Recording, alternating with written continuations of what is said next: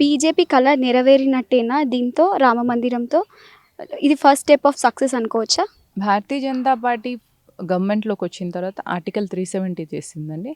తీసి దేశాన్ని ని పాకిస్తాన్ ఆక్యుపై చేయాలని చెప్పేసి ఎన్నో క్రికెట్ ప్లాన్స్ కాన్స్పిరసీస్ వేస్తే కాంగ్రెస్ సపోర్ట్ చేసిన 70 years నుంచి చేసినా కూడా భారతీయ జనతా పార్టీ పవర్లోకి వచ్చినాక దేశాన్ని విడిపోకుండా కశ్మీర్లో ఉన్న ముస్లిం యువకులకు అక్కడ ఉన్న భారతీయులందరికీ మంచి లైఫ్ ఉండాలి, అక్కడ టూరిజం డెవలప్ చేయాలి, దేశం ఆ ప్లేస్ని ఒక secure place to live, secure place to visit అనేలాగా చేసింది. అది కూడా భారతీయ జనతా పార్టీ సక్సెసే.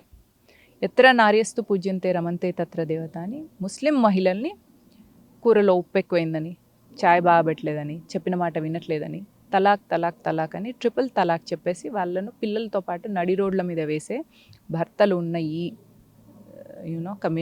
కమ్యూనిటీలో వాళ్ళకి సేఫ్ అండ్ మ్యారిటల్ లైఫ్ తీసుకురావడం కోసం ట్రిపుల్ తలాక్ని బ్యాన్ చేశారు. ఇప్పుడు ఎక్కడైనా ట్రిపుల్ తలాక్ చెప్తే ఇట్స్ నాట్ యాక్సెప్టెడ్.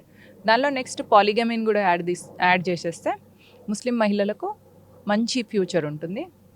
అప్పుడు వాళ్ళను సంఖ్యాబలాన్ని పెంచుకోవడం కోసం ఒక మషీన్స్ లాగా కాకుండా ఈ దేశానికి ఒక గొప్ప పౌరులను, అంటే అబ్దుల్ కలాం లాంటి పౌరులను తయారు చేసి తీర్చిదిద్దే తల్లులను ఇవ్వాల్సిన బాధ్యత ముస్లిం స్త్రీలకు కూడా ఉంది. కాబట్టి వాళ్ళకి సేఫ్ మ్యారిటల్ లైఫ్ ఇవ్వడం కోసం భారతీయ జనతా పార్టీ ట్రిపుల్ తలాక్ తీసింది. హిందూ ముస్లిం డివిజన్ తీసుకొచ్చి కాంగ్రెస్ హిందూస్కి ముస్లింకి చాలా గ్యాప్ క్రియేట్ చేసింది.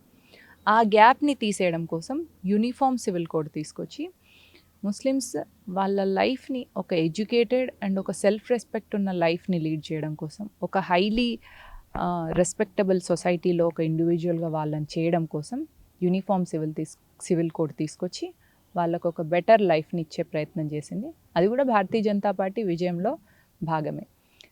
అన్ఫార్చునేట్ థింగ్ ఏంటంటే అందరూ ఓన్లీ రామజన్మభూమిని చూస్తున్నారు. ఇంకా అన్ఫార్చునేట్ థింగ్ ఏంటంటే హిందూస్ కూడా దాన్ని నేరేటివ్ని ఫాలో అవుతున్నారు. మీకు ఎందుకు 300కి పైగా మెడికల్ కాలేజెస్ని భారతీయ జనతా పార్టీ పెట్టింది వచ్చినప్పటి నుంచి, గవర్నమెంట్లోకి ఉన్నప్పటి నుంచి. అది కనిపించట్లేదు. మెట్రో రైల్స్ చేసింది, అది కనిపించట్లేదు. More than 3000 kilometers. National highways expand చేసింది, అవి కనిపించట్లేదు.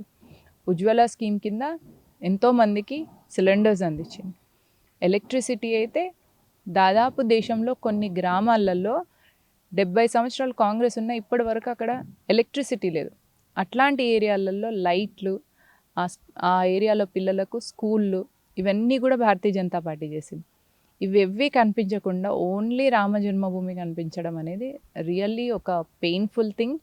అండ్ అట్లా చూసే వాళ్ళ మూర్ఖత్వానికి వాళ్ళనే వదిలేసి అంతకంటే మనం ఏం చేయలేము అన్న ఉద్దేశంగా మేము అన్ని విషయాలలో ఈ దేశంలో ఉన్న ప్రతి పౌరుడు భారతీయ జనతా పార్టీకి ఒక అసెట్.